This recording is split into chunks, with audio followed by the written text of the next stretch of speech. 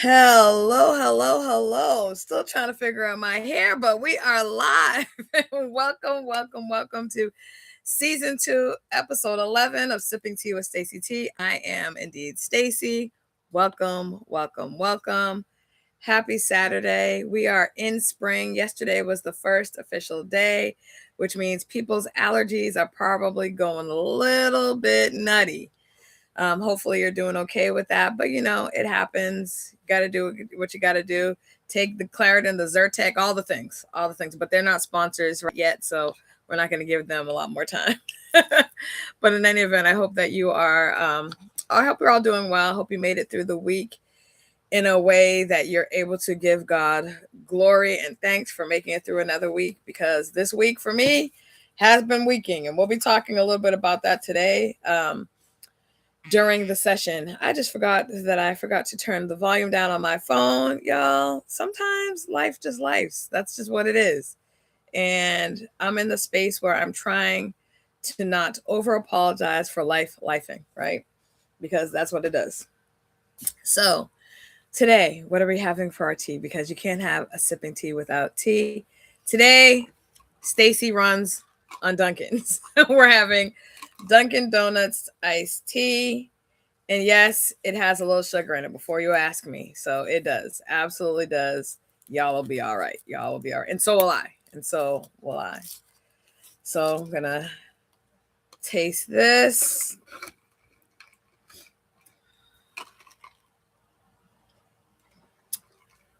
It's good. Let me just tell you, when I says a little, it has a little sugar in it. So there's no worries there. It's a hint, a dash, an iota, a little, a little pinch of sugar. Usually people talk about a pinch of salt. There's a pinch of sugar in there. So, but in any event, this week, what was this week like for Stacy?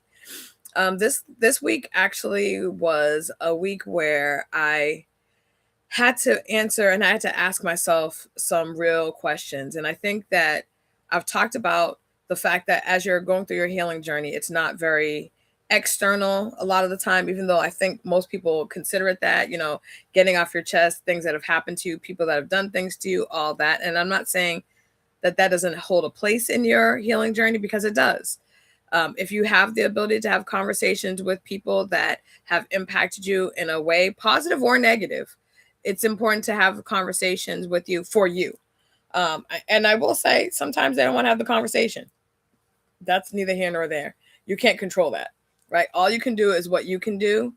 But I think what for me has been a really challenging position is how do I center what I have going on, what's going on in my head and my heart, when that typically is not something that I've tried or really thought about focusing on.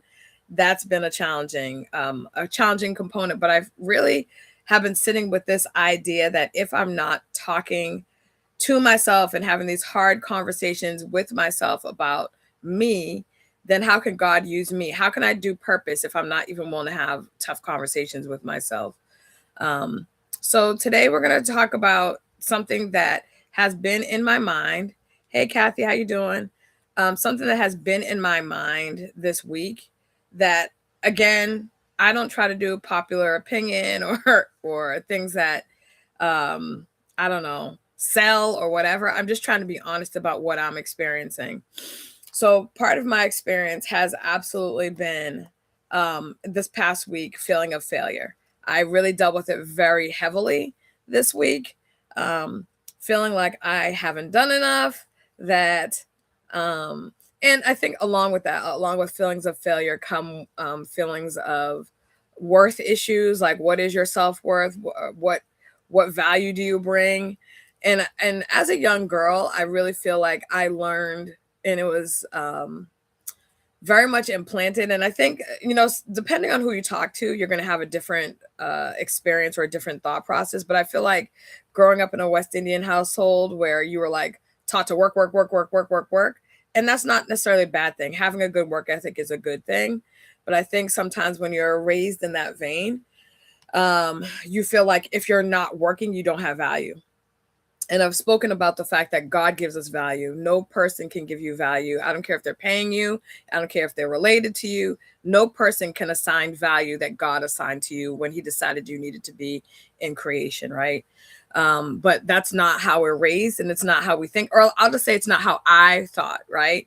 And so when you don't assign yourself that way, the things that come hard to you are things that should come to you, like resting is still really, I feel like, oh, I should be doing something. And, if somebody else is doing something, I need to be doing something. It makes me feel like, oh, I'm not contributing. And I feel like I'm being judged, even if they're not. Even if they're not even thinking about what I'm doing at all.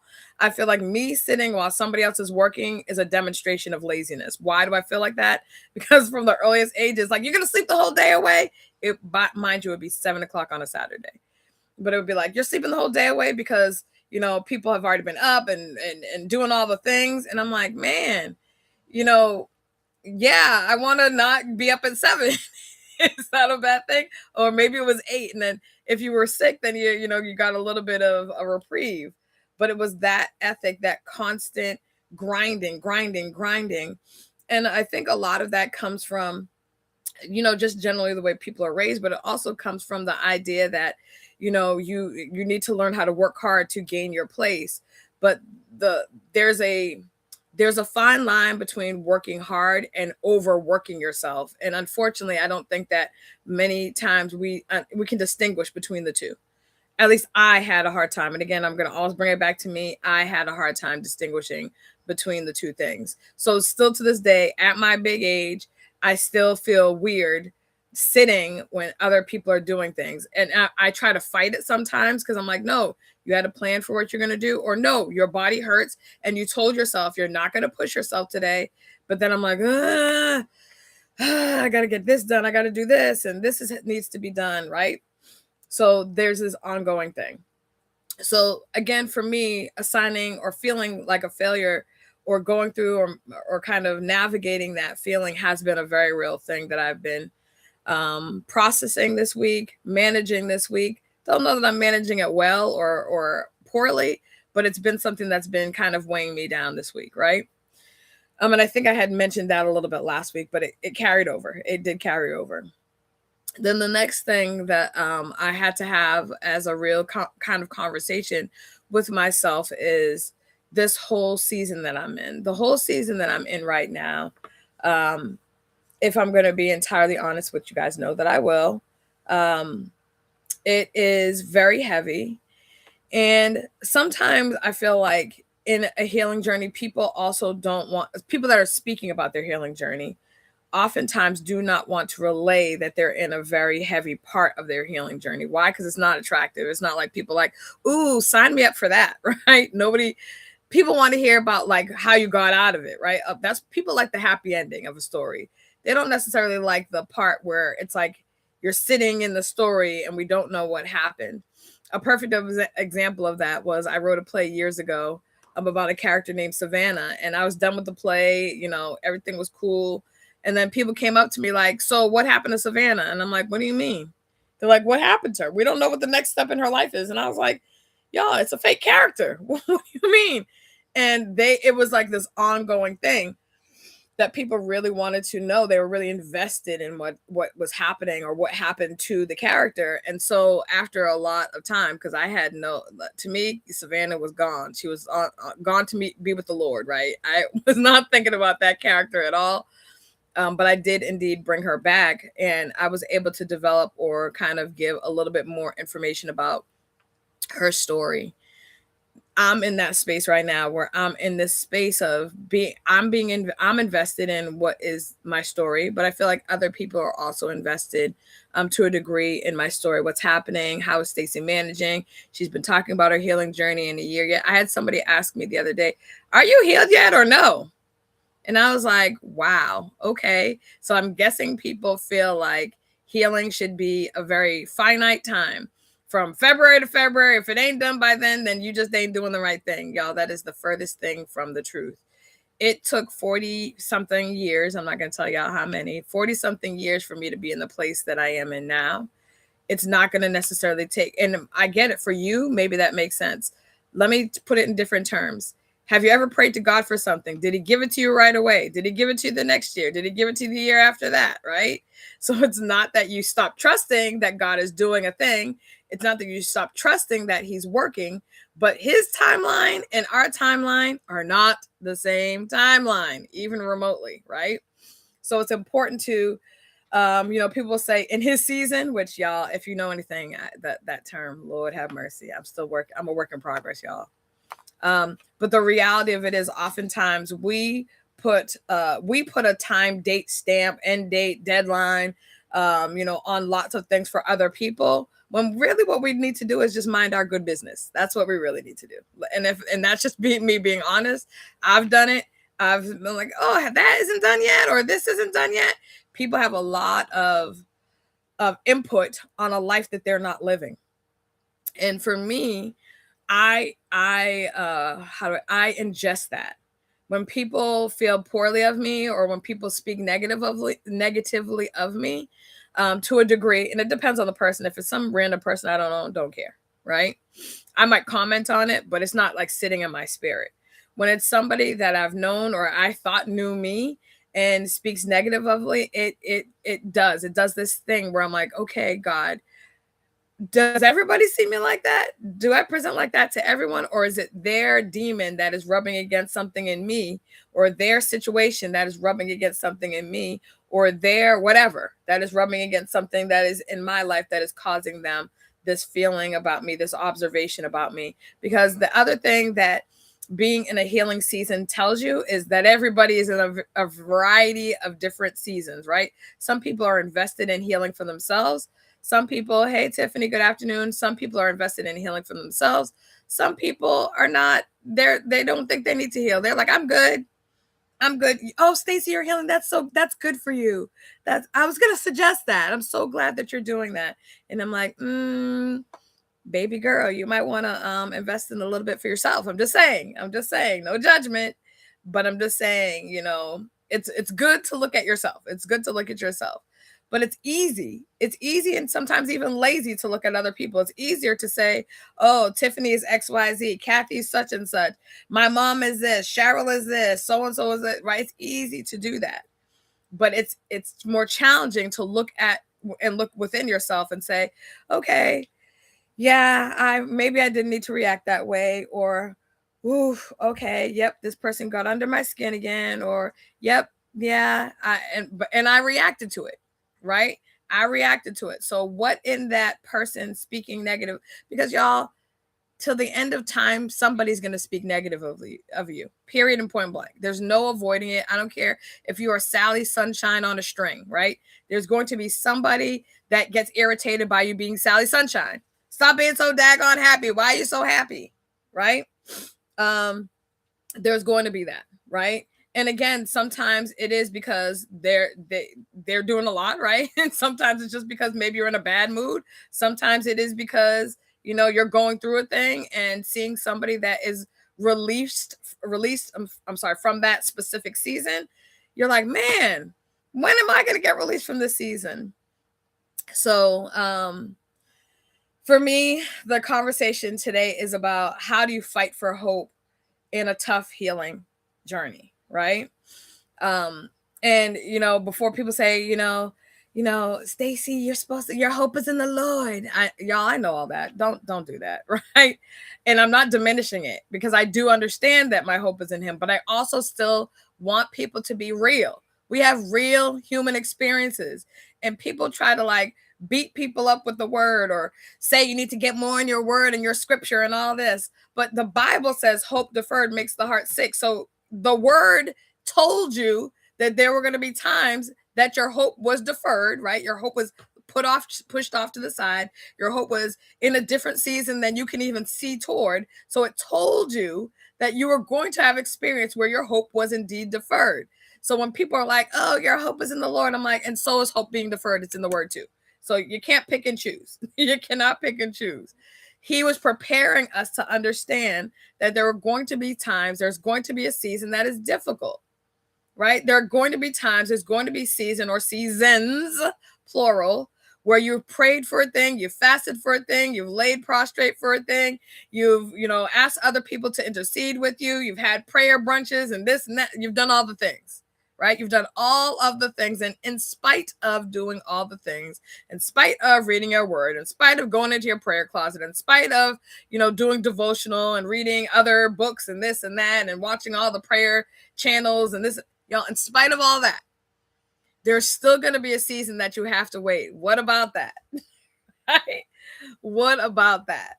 So there's going to be those seasons that provide that challenge.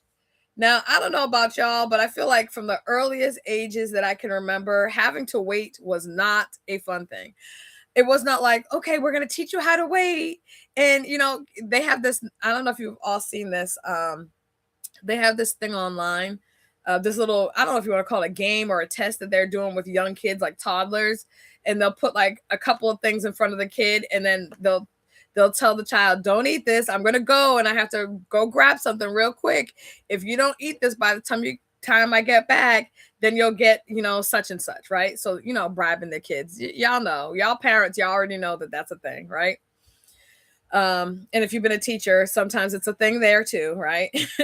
But the reality is, so the parents will do the thing. They'll set up the candy, whatever it is that they typically know their kid really likes, and they'll leave it on a plate or on the counter, and then they go about their business. And there are some kids that wait 2.2 seconds to shove that thing in their mouth. They're like, I don't care nothing about what you said. I didn't hear you talking. As soon as you put that piece of candy on the table, I heard volume, but I didn't hear any of the words, right? Then there are some kids that you can literally see like trying to weigh out the cost. Should I take it? Well, they have two. Maybe that they won't notice if I take one, right? So you see some kids like take the thing in their hand, play around with it in their hand, like look around the corner to see if their parent is coming, the whole bit. And then you see there was this one girl that I most recently watched, and she sat there, and it was, I forget, it might have been 2 cookies, and she was looking at the plate, and she was like, okay, and mom's like, I'm gonna be back, and she's like, ooh, those are the cookies, they're sitting there, but mom said not to touch them, so I'm not gonna touch them. So the little girl starts trying to play with her mom waited mad long, y'all. Longer than any toddler should be able to have to sit there and fight those feelings. But the girl was started preoccupying herself. She started playing with 2 different things, and she started playing with her toys, and she like distracted herself. And then her mom came back and she said, Mom, I didn't eat them. Because the mother said, if you don't eat them, I'm gonna bring you an additional one. So she brought her an additional one. And then on top of that, why did this little girl say, hey, Mom, I have one and now you can have one?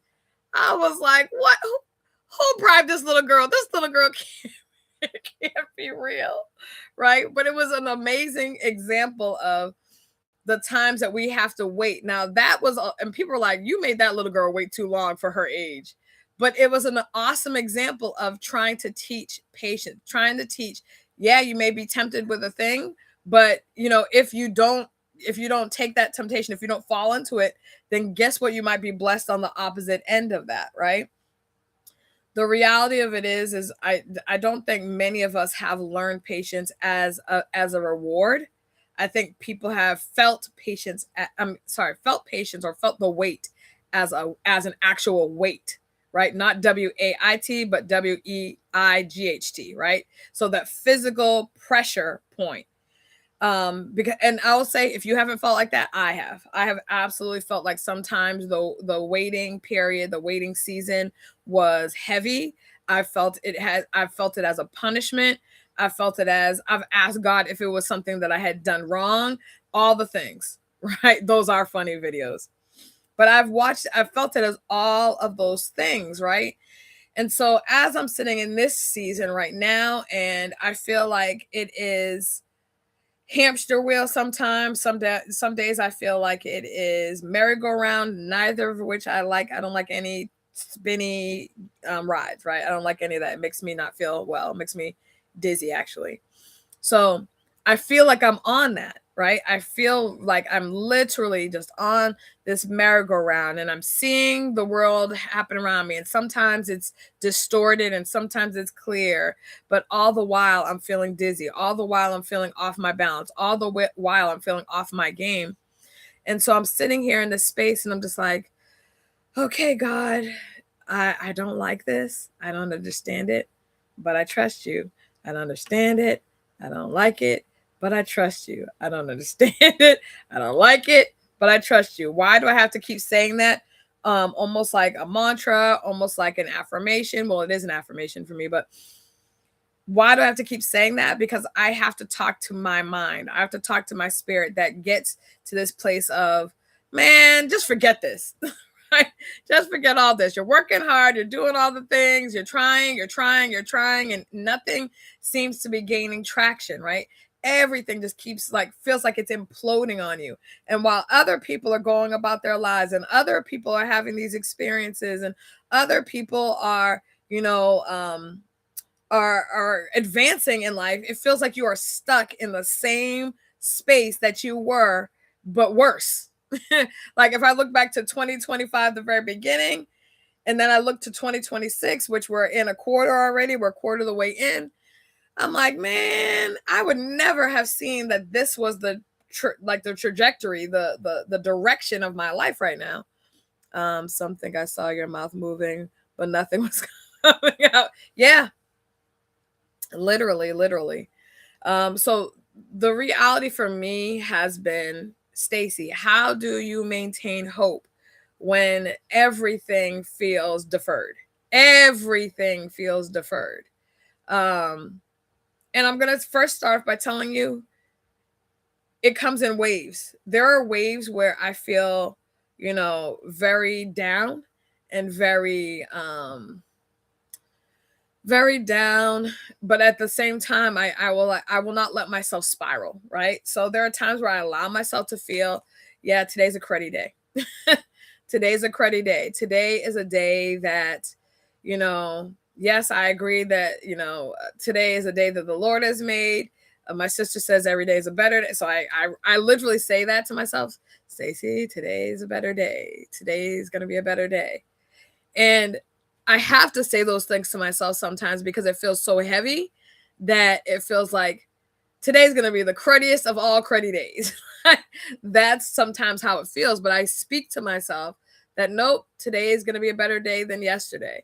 Now, in full truth, sometimes that's not really that great of a metric, right? Sometimes it's like, okay, yesterday wasn't that great. So I guess today being better is better, but it ain't that great, right? That being the case, y'all, I also have full understanding that even in what is sometimes a heavy or a dark or a challenging day for me, I'm very well aware that there are people that would love what my day looks like.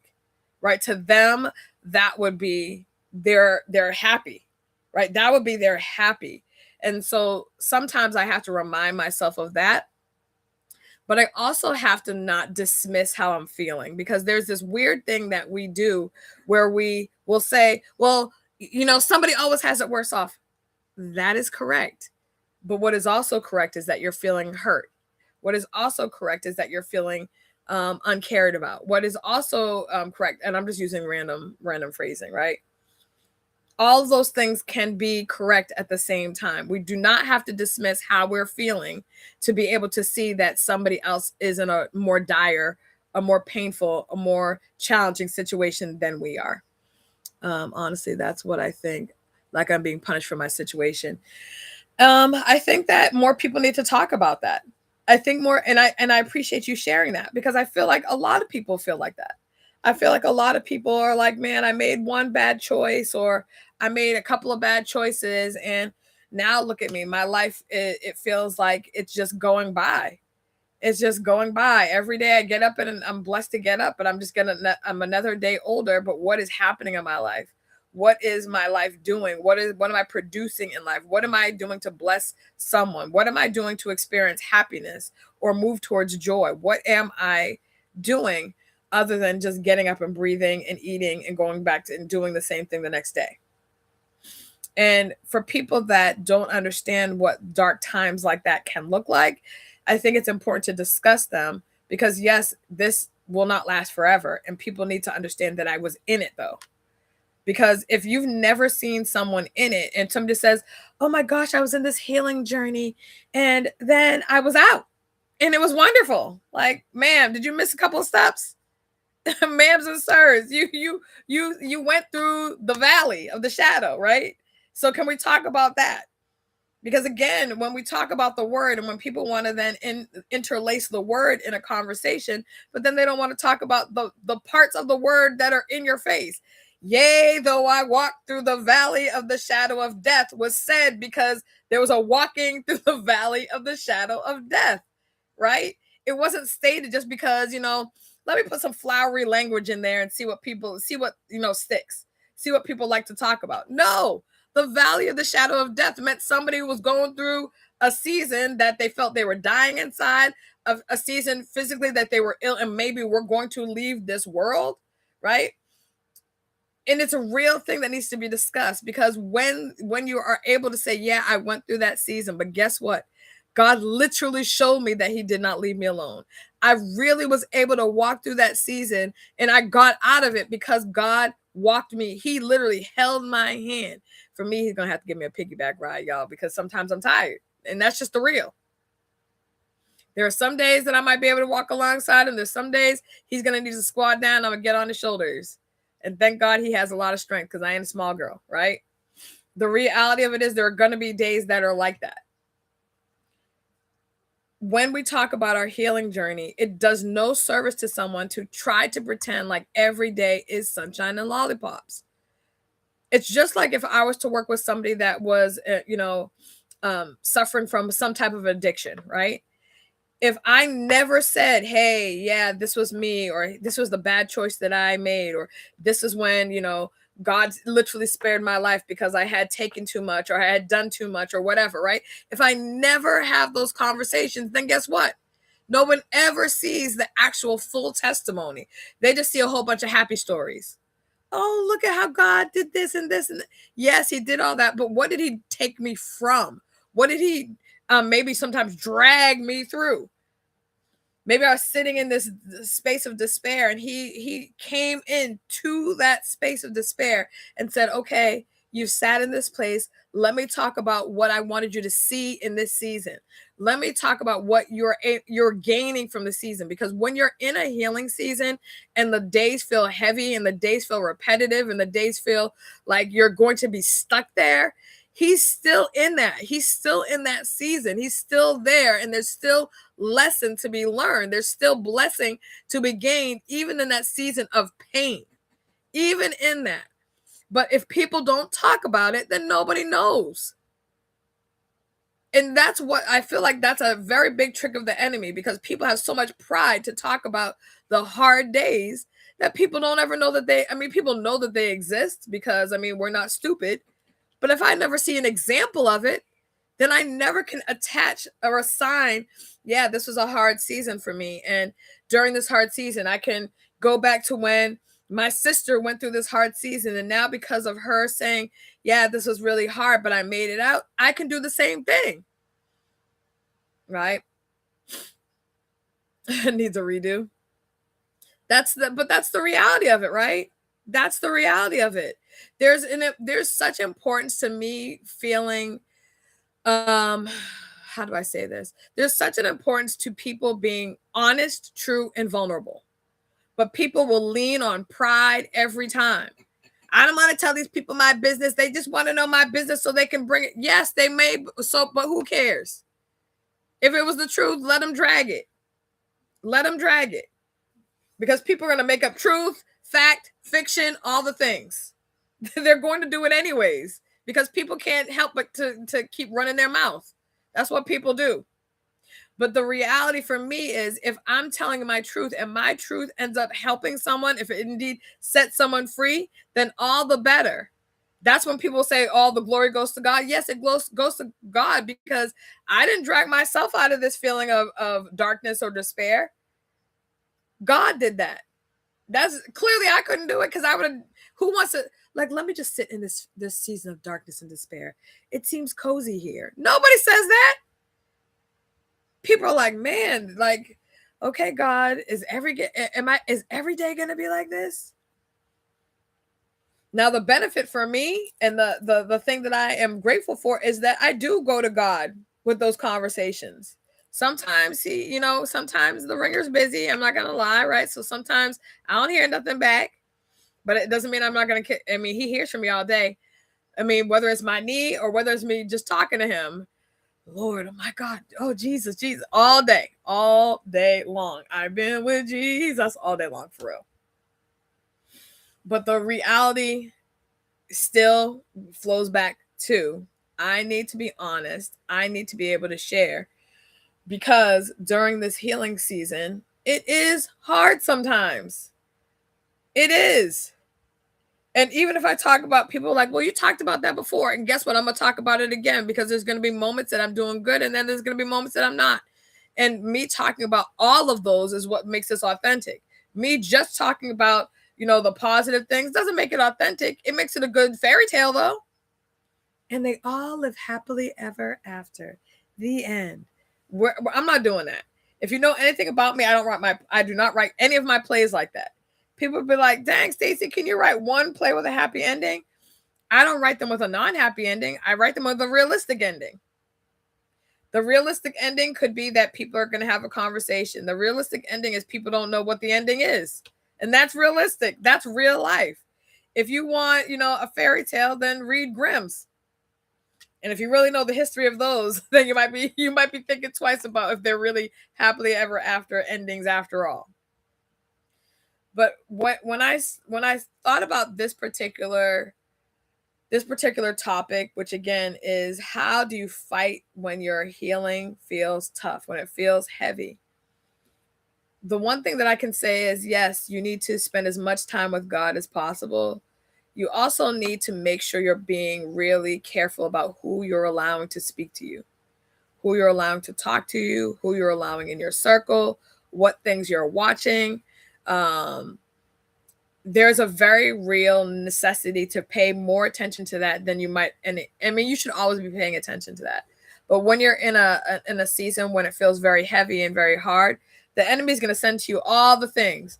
Let me send her an escape hatch over here. It's a bad escape hatch, y'all. But it looks good in the time. It looks good because, again, nobody wants to sit in a season where it feels heavy. Nobody wants to do that, right? But if it's like, ooh, okay, Stacey wants this, this, and this. These are the things that Stacey wants.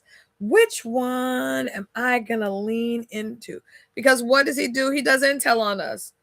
He does intel. He's paying attention to all the things we like, all the things that we don't like, all the things where we, all the areas where we've fallen short in the past. He's like, okay, she's built herself up in this area. I can't get her that way. Let me see, let me send out a couple of feelers and see what happens.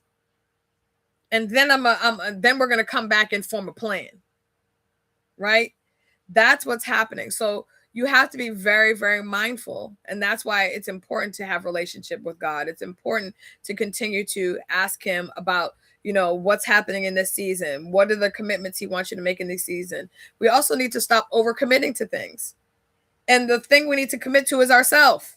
That's not selfish. I saw somebody the other day, I don't know, it was a couple of weeks ago, that said that's actually self-full. And I was like, is that a word? I don't think that's a word, right? But I think that it's important because we have to make sure that we're doing all the things that align with what God is telling us to do. And aligning with that means we have to make sure we're positioning ourselves for purpose. If we're not doing that, then we're going to be off, right? We're going to be off. We're going to be here and just kind of hanging out. I spoke about last week that we have to also make sure that we're God-centered and not purpose-driven. And I know that probably that for a lot of people sounds odd, but you can't be purpose-driven without being God-centered, because other than that, you're just doing a bunch of things. They may be nice things. They may be helpful things, but it's your ego that is driving that, as opposed to God driving that. Because yes, maybe he tells you to open a center, but he tells you to open it somewhere different, but you want to open it over here because, it was easier this way, and there was more notoriety this way, and I could get all the people to jump on board this way. And he's like, that's cool, that's cute, but that's not what I asked you to do. I asked you to do it over here, where yes, I knew it was going to be harder soil, but I intended for this situation to be about my glory. This situation over here is good for the people, but it's about you. Right? So it's really easy for us to get into a situation like that, because what is the devil going to do? Say, okay, she wants to do this thing for the community. What we're going to do is I'm going to make it easier for this to happen, because I really know God wants that to happen.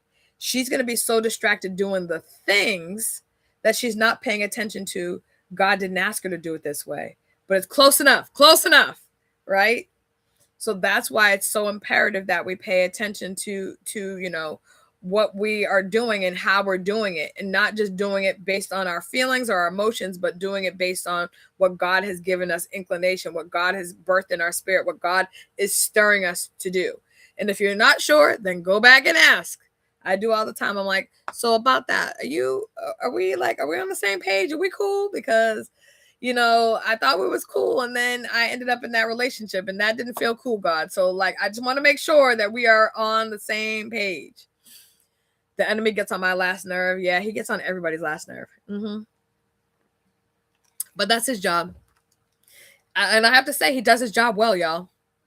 I can't remember. He does his job well, right? His job is to make people's life miserable. His job is to disconnect you from God. His job is to disconnect you from purpose. His job is to disconnect you from people, all the things, because people tend to be connected to purpose, which is connected to God, right? So if I can distract you over here, if I can make you feel badly about yourself, if I can make people argue with you all the time, if I can make people treat you badly or poorly, if I can do all those things, and those things keep you in this cycle of not feeling like you deserve what God is doing in your life, not feeling like you deserve to be, put in a position, not deserve this amount of money, not deserve to be in this relationship, not deserve. If I can make you feel like that, you're so distracted from that you're not checking back into God to make sure you're God-centered and you're spending the time with him so that he can reveal to you next steps, right? So he does his job well. He's annoying, but let me tell you, he's on it. He's on his job. He is on his job. Are we always on our job? Right? Are we always on our job? Are we always checking in? Are we always making sure the project that we're working on is a project that God has ordained for us? Or are we doing things out of habit? Are we doing things because we heard back in the day that this is how the church told people to do this, and this is what they told you to believe, and you have not asked God for more clarity, ask God for more wisdom? Because let me tell you, every generation has learned more. That's the intention.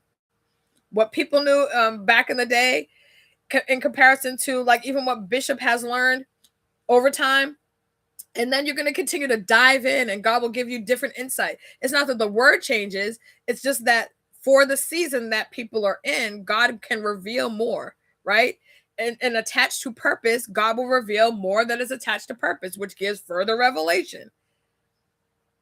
So you're supposed to grow. Your knowledge is supposed to grow. People like, oh, Stacy, you done changed. Thank you. Thank you so much. That is a blessing. I used to take that as Stacy done changed. She changed up. Yes, I did. And why have you not? Why have you not? Let's ask yourself that question. Right? I have changed. I'm not going to sit here and it's not me. It's God changing it. God changing stuff in me. Me allowing the change. Me sitting in the need for change. Because y'all, I can't go through a year like last year for the rest of my life. That last year beat me up. And this year is trying to, get a little 1-2 combination in there too. And so I'm like, okay, God, this is a new year. I know that don't mean a season. I know, I'm aware. God, I don't like it. I don't understand it, but I trust you, right? So I understand that even though the year has changed, we're not in 2025 anymore, we're in 2026, but his seasons do not work in the calendar year, y'all. They just don't. Ask me how I know. I know. Right. And I'm sure many of you have had the same experience. You were like, and that's why, people are like, new year, new me. And I'm like, God, is it a new me? Is it a new me this year? Can we have a conversation about if that's going to be the case? Now, that doesn't mean you don't do anything. Cause I know some people are like, well, Stacy said I have to ask God for all the things. Yes, you should always have conversation with God. That doesn't mean you don't do anything. It doesn't mean you don't make initiative. It doesn't mean like the healing journey. I'm being very focused on it.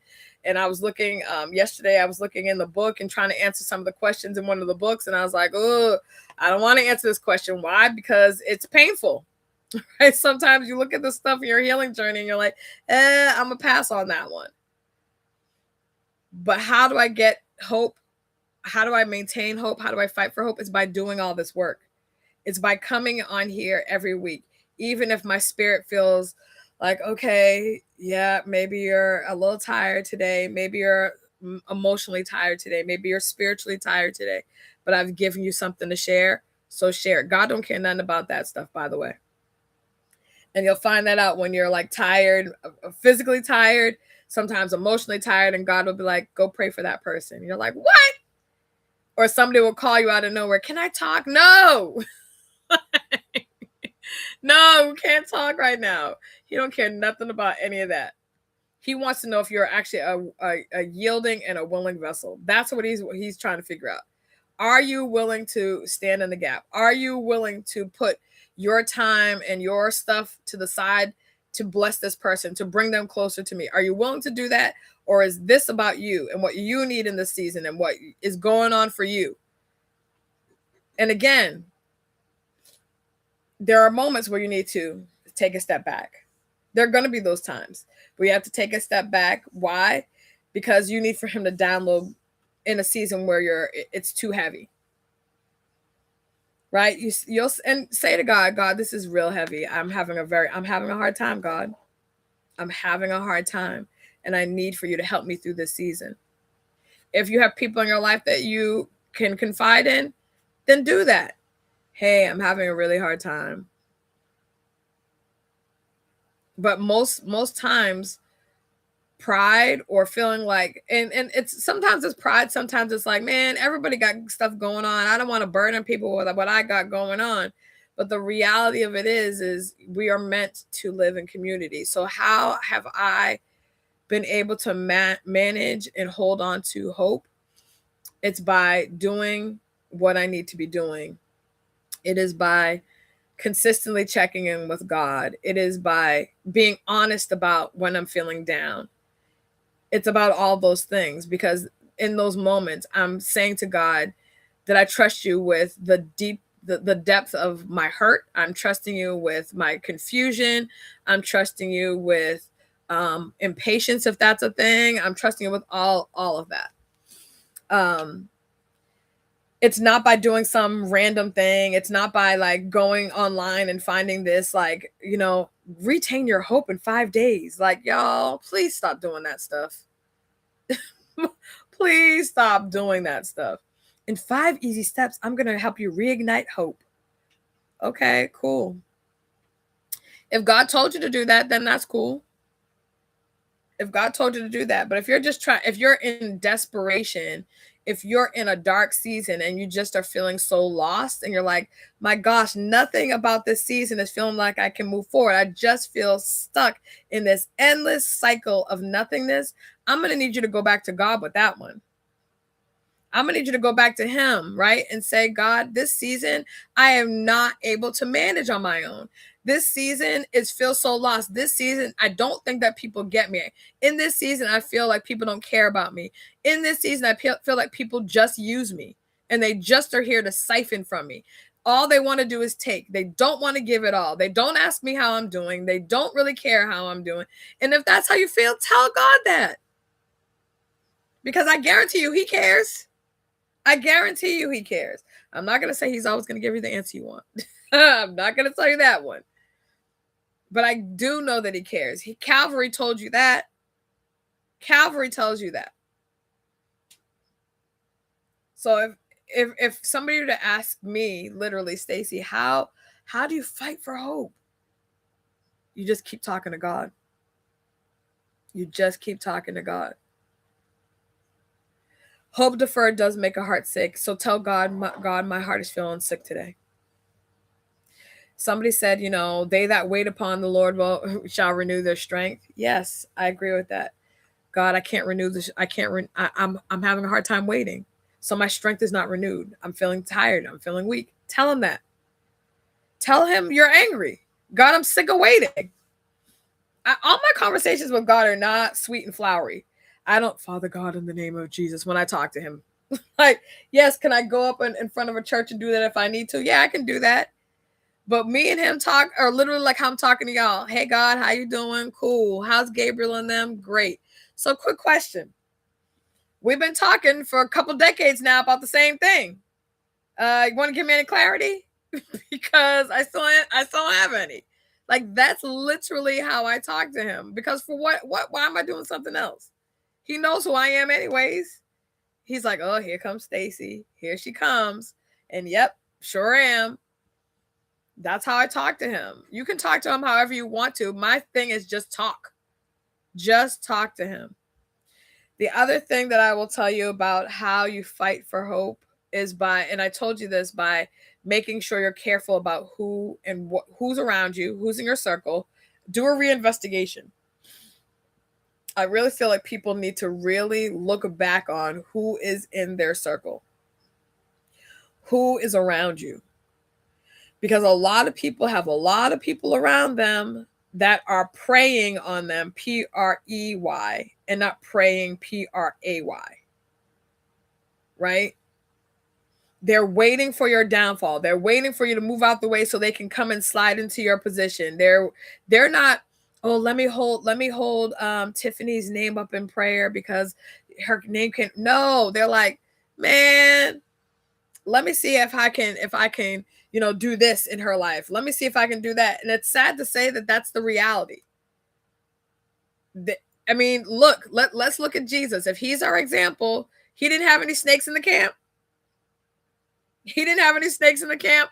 My God, right before he did the sacrifice, he got denied and he got betrayed. Right? So, and those were in his camp, in the circle. So it's important for you to look at that, right? To look at who is in your circle. Who have you allowed close subscriptions? Who have you allowed close to you? So I'll say that's a thing that I'm feeling that I need to share with you all. The other thing that I will say is this. Be honest with yourself about what you're feeling.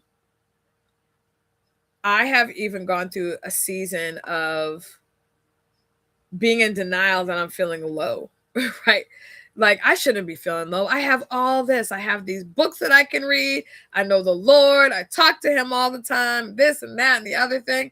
But like I told you, that feeling of feeling like a failure, it has been so powerful. Why did that happen? Because it was basically said to me. And when something is said to you, it can sit in your spirit. Right? It can sit in your spirit unless you literally are paying direct attention to that thing and you say, okay, God, it was said to me, it wounded me, but it needs to go.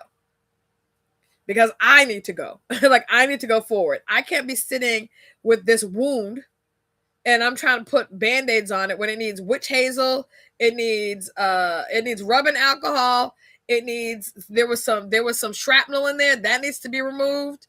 Then there needs to be some other type of ointment so that I don't get neosporin. And then I might need a Band-Aid or gauze so their air can still get through, so the healing can happen. Right? But if you're not having those conversations and you're just like, oh, it is what it is. People be people in and that. We use a lot of phrases instead of dealing with things that injure us. Right? And so if you're going to be healed, you have to be able to identify the things that hurt you, the things that injure you. That's part of your healing journey, is awareness. So how do I fight? I fight with awareness. I fight with honesty. I fight with going, to God when I'm feeling low or I'm feeling down. I fight by having conversations with people, and it's a small group of people, but having conversations with people that I feel that I can talk to about what's really in my head and heart. It's by stepping away from the feeling of pride being the thing that leads me, instead of being instead of walking towards a feeling or a thought process of, I'm going to be whole, and I'm going to be whole no matter what it is that I have to do to get there. Right? So if that means telling my story, I'm going to tell my story. If that means me having a conversation, I'm going to have a conversation. If that means me and God just need to go into solitude for a minute, then that's what's going to happen. Right? But regardless of what that should be on a t-shirt, regardless of what it is that, you all are managing in this part of your healing journey, you have to create your own tactical plan. You have to, because we're talking about fighting, right? If we're talking about fighting, we have to have a tactical plan, a strategy to fight. You don't want to get in there with somebody like, I would never go in the ring with Mike Tyson. First of all, he bites people, right? So I'm not, for that reason, I ain't doing it. But that man gets in there and he is a savage. He has a very clear plan to knock your head off, right? And he has the strength. Even he's like 70 something years old, I think now. He would still knock somebody's block off with not even thinking about it. Why? Because he has muscle memory, but he also has the heart of a fighter, right? That's in him. Not only did he have it before he was actually a fighter, but it was cultivated in him. So he has the spirit, the heart, the hunger, the eye of a fighter. We are in a fight, right? Your healing journey is a fight for you. It's a fight for you. So if you're in that fight, right, how do you fight for you without a strategy? You can't. You can't fight for you without a strategy. So it's imperative that as you're thinking about this, and this is something that I, have been thinking about, Stacey, how do you navigate this portion of your healing journey that feels really tough? You create a strategy. You go to God. God, what is my strategy? And it doesn't have to be, it could be, yes, you can have a strategy for the distance, but you also might need a strategy for the day. Like, okay, God, today is Saturday, March 21st in the year of our Lord, you. Because you're talking to God, right? He already knows the date. Though it doesn't matter to him, but he knows the date and the time. God, in this season right now, in this day, I'm having a hard day. Can you help me navigate this day, this moment, this time? I need your help right now. Not tomorrow, not next week, not, I need it right now, because right now I'm feeling vulnerable. Right now I'm trying not to let myself go into depression. And I can feel darkness as a thing trying to envelop me. God, you are the light, and I'm clinging and I'm leaning on you, and I am holding onto the hem of your garment with a vice grip. But I need help today, right? And sometimes the reality is we don't necessarily recognize how God sends help, right? We're expecting it in a specific way. I learned a long time ago, never expect a specific way.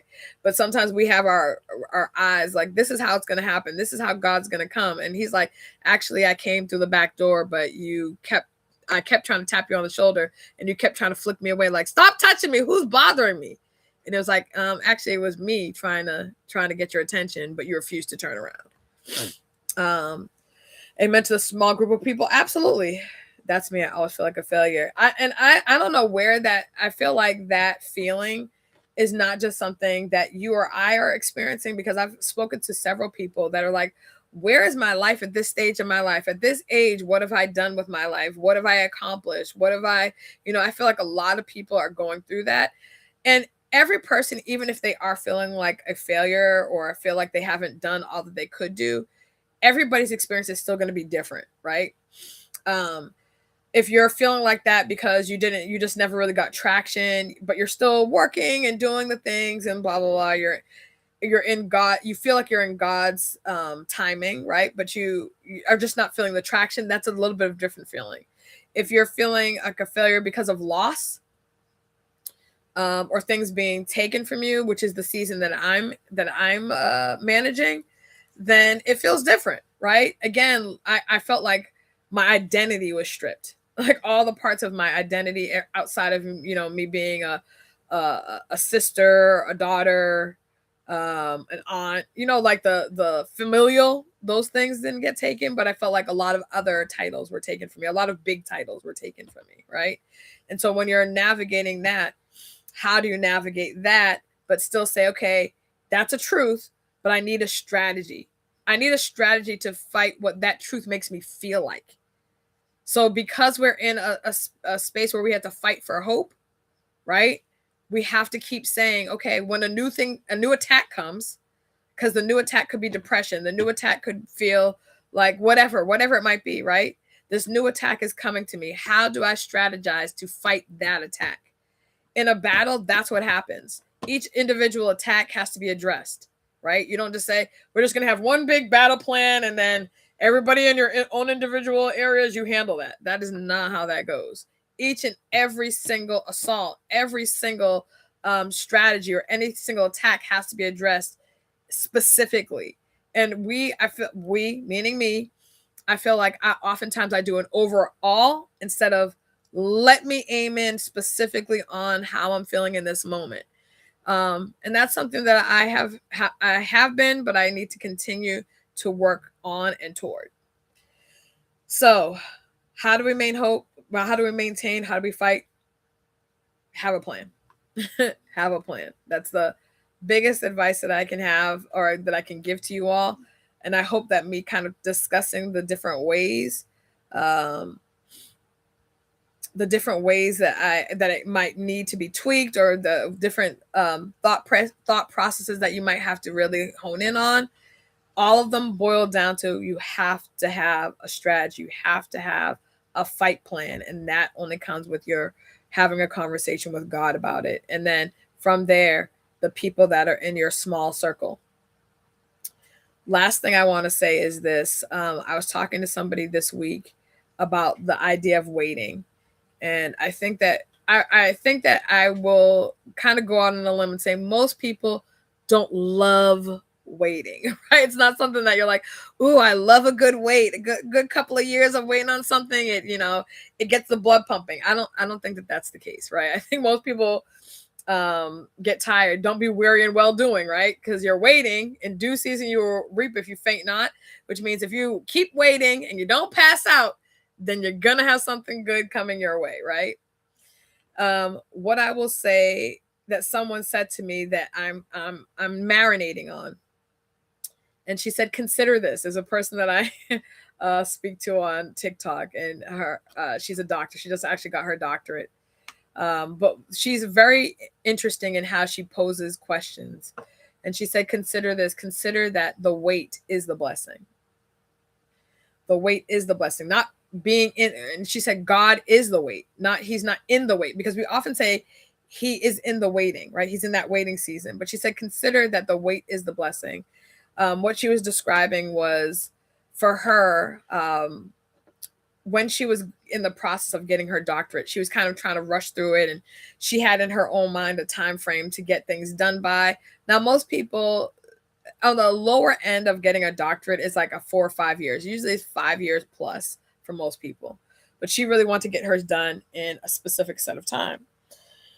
And so she was moving ahead, and then she hit a couple of snags in the road, and she was trying to force her way to getting this done, but she couldn't get it done, and she was really upset and really disappointed. And then God spoke to her and said that he wanted for her to do some things, right?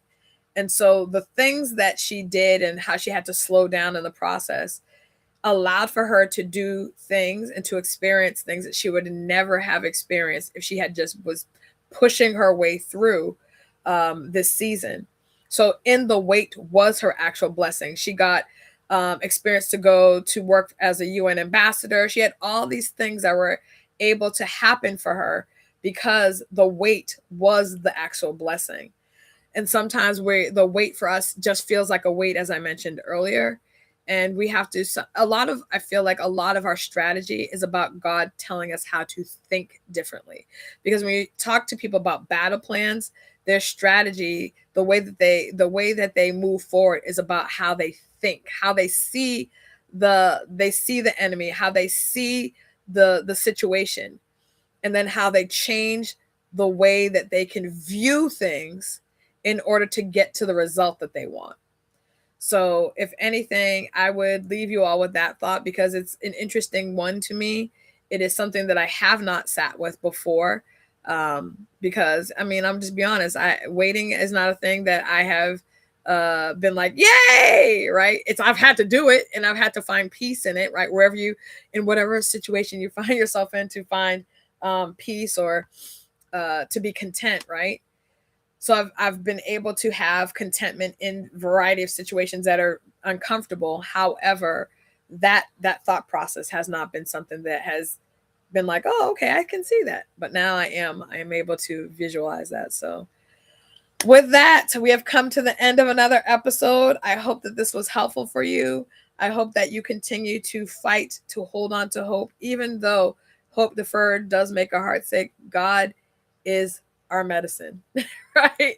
And He's going to be with us in the wait. He's going to be with us in the blessing of it all, because if we suffer with Him, we will reign with Him.